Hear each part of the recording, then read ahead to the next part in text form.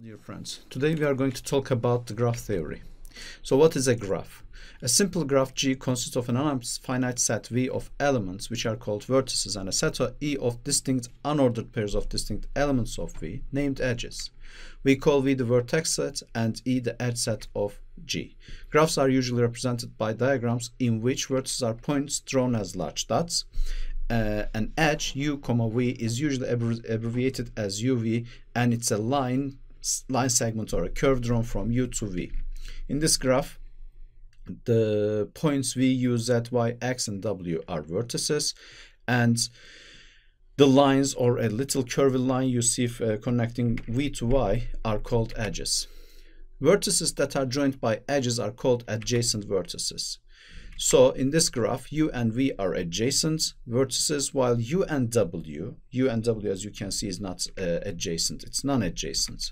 All vertices that are adjacent to vertex V are called the neighbors of V. So the neighbors of V in this case, or maybe X, let's say X in this case, are W, Y, and Z. Graphs arise in many real-world applications. For example, if A, B, C, D, and E represent football teams, then an edge might correspond to the playing game between the teams at its endpoints. In this case, for example, we have C, a team playing with A and playing with E, or B playing with A and playing with D. But in this case, we see that the teams E and A are not playing against each other. If all the teams play with each other, then we get this graph. Degree of a vertex is a number V, which is the number of edges incident with V. The notation D of V denotes the degree of vertex V. In this graph, for example, the degree of A is 3 because it's connected to 1, 2, and 3 points. The degree of B is 2 since it's connected to 2 points, and so on and so forth. Now we introduce the handshaking lemma. Perhaps the oldest result in graph theory was discovered by the famous mathematician Euler. It's mostly known as the handshaking lemma. This lemma tells us that the sum of the degrees of vertices in a graph is equal to the twice of the number of edges in that graph. From this handshaking lemma, we may get some useful corollaries. One of which is in any graph, the sum of all the degrees is an even number. In any graph, the numbers of vertices of odd degree is even.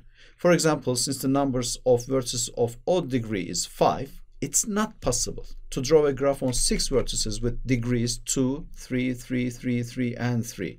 What does this mean? You have to connect all these dots, the points, the vertices, starting with 2, and then 3, and then 3, and then 3. And if you have an odd degree as 5, you cannot have such a graph. Complete graphs. If all the vertices in a graph are adjacent to each other, then the graph is called a complete graph. The complete graph of n vertices is denoted by Kn. For n equals 1, 2, 3, 4, 5, and 6, complete graphs Kn are shown below. So if it's a point, it's just a point. If it's A and B, two vertices, you just have an edge. For 3 of them, you have a triangle, and then it suddenly starts increasing enormously, as you can see from these graphs. The number of edges in complete graph Kn is equal to n times n minus 1 over 2. Now we introduce a walk. So we have graphs, we have edges, so in a sense we may walk from one point to another through the edges.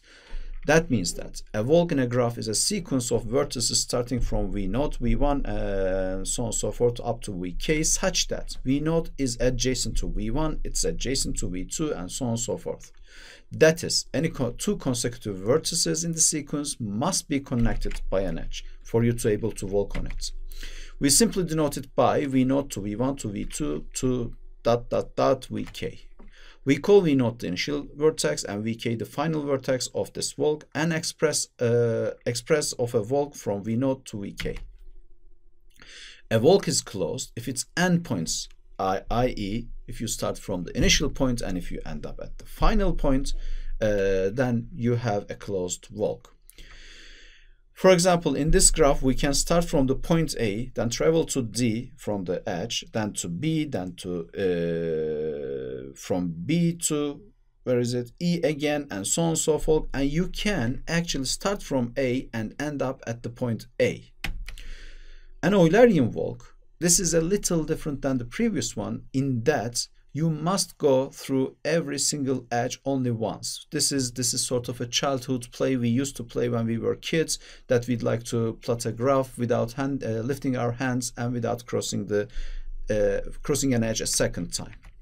So the walk may be closed or not closed, but an Eulerian walk is a walk that goes through every edge exactly once, only and only once. So if you look at this graph once again, you are going to see that this is a graph that you can have an Eulerian walk on it. You start from A, go to B, C, D, E, and then B again, and then D, and then A, F, E, and from E, if you go to A, you have a complete walk, which is also an Eulerian walk. You have crossed every edge only once. Connected graphs. A graph G is connected if every vertex is joined to every other vertex by a walk. Otherwise, it's called disconnected graph. So you should be able to get from a point A to a point, let's say X, whatever, following edges. This is a connected graph because if you start from any point in this graph, you can just get to another point you like by edges. However, this is a disconnected graph because if you start from F, you can only go to D, and from D, you can only go to F, and you cannot get to the points A, E, B, or C at all. Eulerian walk, if a connected graph has more than two vertices with odd degree, then it has no Eulerian walk, which means that you must cross one of the edges at least twice. If a connected graph has exactly two vertices with odd degree, then it has an Eulerian walk. Every Eulerian walk must start at one of these and end at the other one. If a connected graph has no vertices with odd degree, then it has an Eulerian walk. Every Eulerian walk is closed. Generally, the above result is stated as follows. A connected graph has a closed Eulerian walk if and only if every vertex has even degree. That's interesting. Well, planar graphs. A planar graph is a graph which can be drawn in the plane without any edges crossing. Such a drawing is called plane diagram. For example, complete graph K4 is a planar graph. Three diagrams of K4 are shown below here. The second and third diagrams are plane diagrams, while the first is not. So, Euler's formula. If G is a planar graph, then any plane diagram of G divides the plane into regions, one of which is infinite, which is the outer region. On the other hand, the same graph can also be represented by different plane diagrams. So when you have these regions, one of the regions you are dividing the plane by is going to be infinite, while the remaining may or may not be finite, but most of them will be finite apparently. For example, plane diagrams of K4 have four regions. In each case, that the face F4 is unbounded. Let's just look at this graph. You have bounded triangular regions or a curvy triangular region, but to the right of F4 you have an infinite region, and you can have this triangle to show it. Whatever plane diagram of a planar graph we take, the number of regions is always the same and is given by a simple formula. Let G be a connected planar graph with n vertices and m edges, and let F be the number of regions in any plane diagram of G. Then we have this very, very famous formula. It is absolutely very well known in almost all areas of mathematics. So if I call this F as face, the number of faces plus the number of vertices is equal to the number of edges plus 2. This is the very famous formula of Euler. Now we have the coloring graphs, which is in a sense of the problem of painting a map with different colors. Map or cities or countries in a map with different colors. A simple graph G is K colorable if we can assign one of K different colors to each vertex so that adjacent vertices have different colors. If graph KG is K colorable but is not K-1 colorable, we say that the chromatic number of G is K and write chi of g equals k. Chromatic number in that case means that the least number of colors that you can, let's say you can color a graph.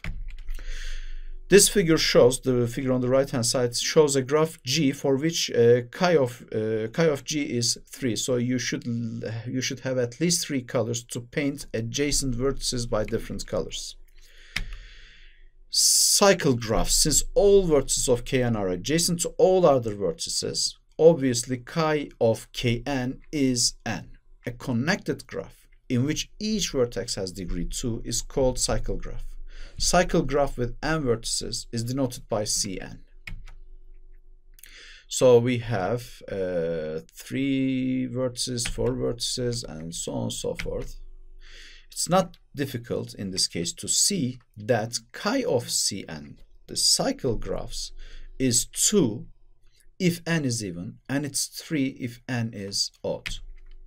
Brooks and 4-color theorems. This 4-color theorem you may remember from this very famous problem of, again, coloring a map, coloring cities or countries in a map by different colors. If G is a simple graph with largest vertex degree delta, then G is delta plus 1 colorable. If G is a simple connected graph which is not complete and not odd cycle graph, and if the largest vertex degree of G is delta, then G is delta colorable. Every simple planar graph is 4 colorable. This is the very, very famous 4-color theorem. So if you want to paint a city in Turkey and its neighboring cities with different colors, you must have at least 4 colors.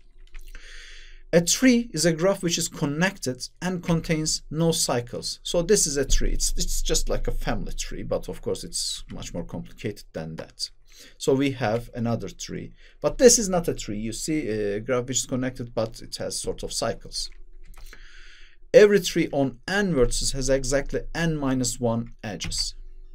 Now we represent finally the Cayley's theorem. The number of labeled trees on n vertices is n to the n minus 2. So we list here all labeled trees with only 4 vertices. Thank you for listening, and I hope that you enjoyed this chapter in the book. Try to solve as many questions as you like, and have fun with graphs, which is amazing. It's fun and it's just a joy. Bye now.